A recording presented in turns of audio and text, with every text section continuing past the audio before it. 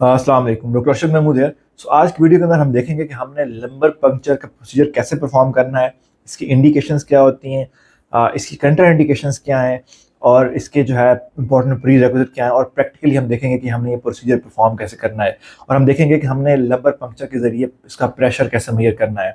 अगर आप पीडियाट्रिशियन है, पीडियाट्रिक रेजिडेंट हैं या पीडियाट्रिक मेडिसिन में इंटरेस्टेड हैं तो हमारा YouTube channel doctor Arshad Mahmood child specialist आपके लिए काफ़ी हेल्पफुल हो सकता है। इसको देखने के लिए आपने इसके प्लेलिस्ट में जाना है और अपने जो इंटरेस्ट की प्लेलिस्ट है उसको चूज़ करना है। इंटरेस्ट की प्लेलिस्ट आपकी पीडियाट्रिक शॉर्ट केसेस डिस्कशन भी हो सकती है, पीडियाट्रिक लॉन्ग केसेस एग्जामिनेशन भी हो सकती है, पीडियाट्रिक क्लिनिकल मेथड भी हो सकती है। इसी तरह हमारी वीडियोस हैं शॉर्ट केस डिस्कशन पे भी, पीडियाट्रिक गेट एग्जामिनेशन पे भी, पीडियाट्रिक मूवमेंट डिसऑर्डर पे, पीडियाट्रिक एपिलेप्सीज पे, यानी हर तरह का जो टॉपिक है वो कवर्ड है। तो आप प्लेलिस्ट में जाएं और अपने जो इंटरेस्ट के अकॉर्डिंगली प्लेस को चूज़ करें और उसके अकॉर्डिंगली वीडियो देखें। अब हम बात करते हैं लंबर पंक्चर की, कि लंबर पंक्चर होता क्या है, इसको हम कैसे परफॉर्म करना है और इसको हमने टॉक सेशन में कैसे डिस्कस करना है। सबसे पहले हम देख लेते हैं इसकी इंडिकेशंस को कि लंबर पंक्चर हम क्यों परफॉर्म करते हैं। इसकी इंडिकेशन डायग्नोस्टिक भी हो सकती हैं और थेराप्यूटिक भी हो सकती हैं। आपने इसका ब्रॉडली क्लासीफाई कर लेना है।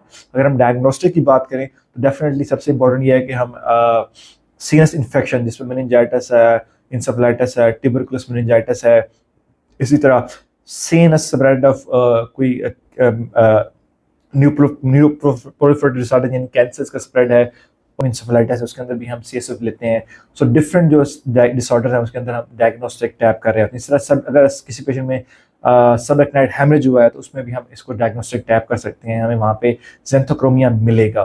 तो इसकी डायग्नोस्टिक इंडिकेशन है। थेराप्यूटिक की बात करें तो थेराप्यूटिकली हम जो है डायग्नोस्टिक में हम सीएसएफ प्रेशर मेजर करने के लिए भी इसको डायग्नोस्टिकली परफॉर्म करते हैं। थेराप्यूटिक में हम इसका इंट्राथीकल मेडिसिन इंजेक्ट कर सकते हैं, जैसे कि हम कीमोथेरेपी ड्रग्स हैं जो हमारे जो पेशेंट होते हैं एएलएल के या लिम्फोप्रोलिफरेटिव डिसऑर्डर के, उसके अंदर हम थेराप्यूटिक भी टैप करते हैं और उसमें मेडिसिन इंसर्ट करते हैं इंट्राथीकली। तो सेकंड हम थेराप्यूटिक जो है इसमें ड्रेन भी कर सकते हैं। अगर किसी पेशेंट के अंदर कम्युनिकेटिंग हाइड्रोसेफेलस है उससे हम थेराप्यूटिकली लंबर पंक्चर करके उसका पेशेंट का प्रेशर भी रिलीव कर सकते हैं। अगर हम इसकी कंट्राइंडिकेशन की बात करें तो लोकल सीएनएस इन्फेक्शन जहाँ पे हमने सैंपल लेना है, यानी L3 L4 या L4 L5 लेवल पे, अगर वहाँ पे लोकल सेलुलाइटिस है, स्किन इन्फेक्शन है, तो उस वक्त में भी हमने ये प्रोसीजर परफॉर्म नहीं करना। अगर किसी पेशेंट की लोकल जो है वहाँ पे मेनिंगोमायोसील है यानी लोकल एनाटॉमिकल डिफेक्ट है या स्पाइनल कोई डिस्ट्रॉफिज्म है तो उस वक्त में भी हमने ये प्रोसीजर परफॉर्म नहीं करना। अगर किसी पेशेंट के अंदर कोएगुलोपैथी, उसका प्लेटलेट काउंट जो है लेस देन 20,000 है या उसका पीटीआई नॉट रेंज है तो हमने प्रोसीजर परफॉर्म नहीं करना। अगर किसी पेशेंट के अंदर ग्रॉस जो है ऑब्स्ट्रक्टिव हाइड्रोसेफेलस है, उसका कोई ब्रेन स्टेम का ट्यूमर है, सिस्ट है, तो कोई भी ऑब्स्ट्रक्शन है तो उस वक्त में हमने ये प्रोसीजर परफॉर्म नहीं करना। उसकी ब्रेन हर्निएशन हो सकती है। अगर किसी पेशेंट के अंदर आपने उससे पहले उसकी फंडोस्कोपी की और आपको वहाँ पे पेपिलर एडीमा मिला है ग्रेड 3 ग्रेड 4 का, तो डेफिनेटली ये भी एक कंट्राइंडिकेशन है, उसके अंदर भी आपने प्रोसीजर परफॉर्म नहीं करना। अगर हम बात करें इसकी कॉम्प्लिकेशंस की तो डेफिनेटली जब आप इस नीडल को इंसर्ट करते हैं तो जहाँ से नीडल गुजरती है तो वहाँ पे आप इन्फेक्शन कर सकते हैं, लोकल स्किन का इन्फेक्शन हो सकता है, वहाँ से ब्लीडिंग हो सकती है, हीमाटोमा फॉर्मेशन हो सकती है। इसी तरह जब आप अगर आपने स्पेस को प्रॉपर्ली लोकलाइज नहीं किया तो आप ऊपर स्पेस में कर रहे हैं तो आप स्पाइनल कार्ड को भी डैमेज कर सकते हैं। इसी तरह आप जो है सीएसएफ जो है एक्सेसिव सीएसएफ लीकेज भी इसकी कम्प्लीशन है कि जब आप आपने 10 cc की से परफॉर्म किया है प्रोसीजर तो हो सकता है कि वहाँ से सीएसएफ का ट्रैक्ट बन जाए और सीएसएफ लीक होता रहे।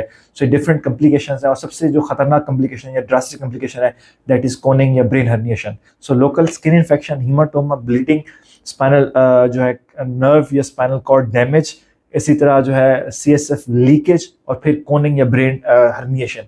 सो डिफरेंट कम्प्लिकेशंस हैं जो सीएसएफ या लंबर पंक्चर के जरिए पेशेंट को फेस करनी पड़ सकती हैं। लंबर पंक्चर एक बहुत इंपॉर्टेंट प्रोसीजर है और पीडियाट्रिक में कॉमनली परफॉर्म किया जाता है। हम प्रैक्टिकली देखते हैं कि इसको हमने करना कैसे है। सो डेफिनेटली किसी प्रोसीजर जब आप जाएंगे सबसे पहले आप उसके इंडिकेशंस देखेंगे, कंट्रा इंडिकेशंस देखेंगे और आप इसकी प्री रिक्विजिट को फिल करेंगे। उसके बाद ही आप प्रोसीजर की तरफ जाएंगे, इन्फॉर्म कंसेंट लेंगे, फिर उसकी प्रिपरेशन करेंगे, अपना इक्विपमेंट रेडी करेंगे और फिर प्रोसीजर आपका स्टार्ट होता है। इसमें सबसे पहले यह है कि आपने करना कैसे है। तो उसमें सबसे पहली चीज़ होती है पेशेंट की पोजीशन। तो इसमें दो पोजीशन बनाई जा सकती हैं, या तो पेशेंट को आप लेटरली इस तरह लिटाए पोजीशन में करें जिसको हम लेटरल डिक्यूबिटस पोजीशन कहते हैं, या फिर बच्चा बैठा हुआ हो और सिटिंग पोजीशन में भी आप कर सकते हैं। दोनों पोजीशंस आपकी यूज़ हो सकती हैं। सिटिंग पोजीशन में हम थोड़ा उसको फॉरवर्ड बेंडिंग कराते हैं और लेटे हुए हम उसकी जो लेग्स है और उसके जो नेक रीजन है उसको हम फ्लेक्स करते हैं। इसका रीज़न ये होता है ताकि हमारी जो इंटरवर्टेब्रल स्पेस है वो बड़ी हो जाए और आराम से उसके अंदर नीडल इंसर्ट की जा सके। सो दोनों पोजीशन आप यूज़ कर सकते हैं एज पर योर ईज। अगर बड़ा बच्चा है तो आप उसमें, और कोऑपरेटिव है तो उसमें आप उसको बिठा के भी कर सकते हैं। सेकंड, लोकेशन क्या है आपकी जहाँ पे आपने नीडल इंसर्ट करनी है। सो लोकेशन हमारी होती है third and between the third and fourth intervertebral space या fourth and fifth intervertebral space, because ये एक सेफ स्पेस है क्योंकि आपको पता है कि हमारी जो स्पाइनल कार्ड होती है वो L2 के बाद खत्म हो जाती है। सो ये दोनों स्पेसेस बड़ी सेफ स्पेसेस हैं, इनके अंदर आप इजीली नीडल इंसर्ट कर सकते हैं। इन स्पेस को लोकलाइज कैसे करना है, तो आपने फील करना है पेशेंट के अंदर दोनों साइड पे जो है सुपीरियर ईलिक क्रेस्ट को, ये हमारे सुपीरियर ईलिक क्रेस्ट हैं और यहाँ पे भी ईलिक क्रेस्ट है। सो इन दोनों के दरमियान आपने एक इमेजिनरी लाइन ड्रा करनी है जो कि L3 L4 के दरमियान में आती है। सो ये एरिया है और यहाँ पे आपने फील करना है, आपको एक डिम्पल मिलेगा जो कि L3 L4 का एरिया है और जहाँ पे आपने सैंपल उसका लेना है। तो इस तरह आपने इस स्पेस को लोकलाइज कर लेना है कि आपने किस साइड पे नीडल को इंसर्ट करना है। अच्छा, अब इसमें नेक्स्ट स्टेप आता है कि पेशेंट की सेडेशन। तो अगर छोटे बच्चों में जब हम करते हैं तो हम उनको सेडेट करते हैं वाया मिडाजोलैम इंजेक्शन या सिरप सेडेट के साथ, जबकि बड़ों में आप अगर कोऑपरेटिव हैं तो आप उनको सेडेट प्रॉपरली नहीं करते, आप उनको लोकल एनेस्थीसिया देते हैं जिसके अंदर हम उसको ज़ाइलोकेन इंजेक्शन लोकली इन्फिल्ट्रेट कर सकते हैं जो हमारा लोकल एरिया है। इसके बाद इसकी लोकल एरिया की प्रिपरेशन हमने करनी है, पायोडीन से उस एरिया को साफ करना है और फिर उसके बाद हमने इसकी पोजीशन बनानी है।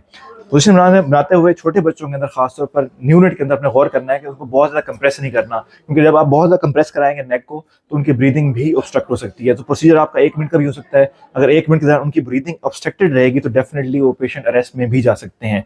दूसरा, जब आप पोजीशन बनाते हैं उनको फ्लेक्स करते हुए तो आपने कोशिश करनी है कि उनकी जो है शोल्डर्स या जो उनकी पेल्विक गिल्डल है वो रोटेट ना करे। तो रोटेट करेगी तो फिर डेफिनेटली फिर आपका सैंपल भी नहीं आएगा। तो जब आपने फ्लेक्स करवाना है नेक एरिया को या उसके शोल्डर एरिया बटक एरिया को, तो उस दौरान कोशिश करनी है कि वो पेशेंट इन लाइन रहे, उसका शोल्डर गिल्डर या पेल्विक गिल्डर रोटेट ना हो।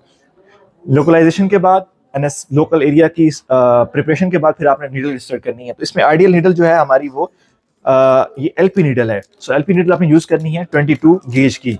22 गेज की LP नीडल है। इसकी इंपॉर्टेंस ये होती है कि इसका जो है बेवेल्ड मार्जिन होता है, जिसकी वजह से ये है कि उसकी कॉम्प्लिकेशन का चांसेस कम होते हैं और जो फ्यूचर पेशेंट के अंदर जो हेडेक की कंप्लेंट्स होती हैं और ये चीज़ें उसके अंदर नहीं रहती। सो ये हमारी जो है LP नीडल है, स्पाइनल नीडल है और इसको आपने यूज़ करना है। तो अगर इसका डिस्टल टिप आप देखें तो ये बेवेल्ड है, इसका मार्जिन बेवेल्ड है और इसके लिए ईजी है। तो आपने प्रोसीजर कैसे करना है, तो इसके लिए आपने अपनी स्पेस लोकलाइज की बच्चे की, उसके बाद आपने जो इसकी बेवेल्ड मार्जिन है, जो तिरछा कटा हुआ मार्जिन है, इसकी जो है इसको आपने पेशेंट के हेड की तरफ यानी कि स्फेलिक रीजन में रखना है और आपकी नीडल की जो पोजीशन होनी चाहिए वो टुवर्ड्स अम्बिलिकस होनी चाहिए। सो आपने इंसर्ट करना है और आपने दरम्यान में फील करना है जहाँ पे आपको रेजिस्टेंस कम हो जाए, इसको हम कहते हैं गिव वे की फीलिंग, तो वहाँ पे आपने रुक जाना है, आपने इसको बाहर निकालना है और आपने देखना है कि CSF आया कि नहीं आया। तो अगर CSF आया तो वेल एंड गुड, अगर नहीं आता तो आपने दोबारा इसको अंदर इंसर्ट करना है और फिर अपने नीडल को दोबारा एडजस्ट करना है। तो इस तरह आपने CSF के 2 या 3 सैंपल लेने हैं। सैंपल लेने के बाद आपने फिर इसको जो है वो लेबल करना है और डेफिनेटली पेशेंट को प्रेशर ड्रेसिंग करानी है और पेशेंट को लेटरल पोजीशन के अंदर आपने 1 to 2 आवर्स के लिए रखना है ताकि उसको जो है वो कॉम्प्लिकेशन के चांसेस कम हो और ड्यूरिंग प्रोसीजर आपने उसको मॉनिटर करते रहना है। LP करते हुए एक बहुत इंपॉर्टेंट क्वेश्चन ये होता है कि आपने इसका प्रेशर कैसे मेजर करना है। सो प्रेशर मेजर करने का तरीका बिल्कुल सिंपल है। आपने सिंपल जिस तरह आपने LP प्रोसीजर किया है उसी तरह आपने उसको नीडल इंसर्ट की। जब CSF आना शुरू हो जाएगा तो आपने जो इसका ये प्रॉक्सिमल पार्ट होता है, आइडियल मेथड इसका ये है कि आपने इसको 3 वे स्टॉप कॉक के साथ अटैच करना है और इसके साथ मैनोमीटर अटैच करना है। क्योंकि हमारे सेटिंग में मैनोमीटर अवेलेबल नहीं है तो हम इसको जो इसके साथ जो है जो हमारी नीडल होती है, जो हमारा IV सेट होता है, हम उसको अटैच कर सकते हैं। सो आपने नीडल इंसर्ट की, CSF आना शुरू हो गया, आपने उसको इस जो है हमारी ड्रिप सेट से अटैच किया और आपने देखना है कि आपका ये कितना ऊपर जाता है। सो आपने पेशेंट के लेवल से ये मेजर करना है कि आपकी इसकी ऊपर कितना जा रहा है। सो जितना ये ऊपर जाएगा पेशेंट लेवल से ऊपर, उसको आपने मेजर कर लेना है सेंटीमीटर में। सो ये आपका प्रेशर होगा CSF का इन सेंटीमीटर ऑफ वाटर।